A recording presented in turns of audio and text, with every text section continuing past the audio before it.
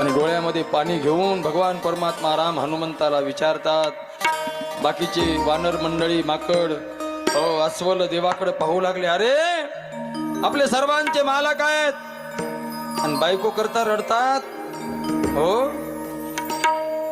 प्रत्येक नवरा बायको करता रडत असतो. पण लक्षात ठेवा, प्रत्येक नवऱ्याला असं वाटत असतं की माझ्या पत्नीने कायम कायम माझी साथ द्यावी. माझ्या पत्नीला मी सांभाळतोय तसं माझ्या पत्नीने मला सांभाळावं. हवं ते मी माझ्या पत्नीला देण्याकरता तयार आहे, हे प्रत्येक पुरुषाला वाटतं. आणि प्रत्येक पुरुष आपल्या पत्नीला खूप जीव लावत असतो.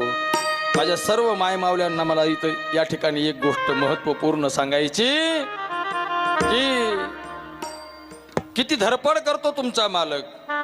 संसार चांगला व्हावा, घरदार चांगलं व्हावं, मुलं बाळ प्रपंच प्रॉपर्टी सर्वांना घरामध्ये सुख समाधान भेटावं. जीवाचं रान करतो, रक्ताचं पाणी करतो, हाडाचे काढं करतो, मेहनत करतो, मुलाबाळांचं सर्व काही करतो. तो घरामध्ये बाप असतो आणि नवरा असतो, हे विसरू नका.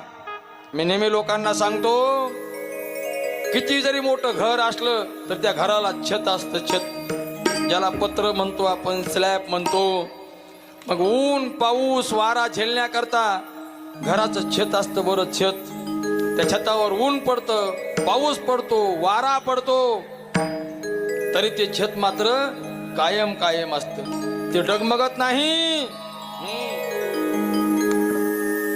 धुरामंदी माया ज्याच्या काळ्या मेघावानी दाखविना कधी कुणा डोळ्यातलं पाणी.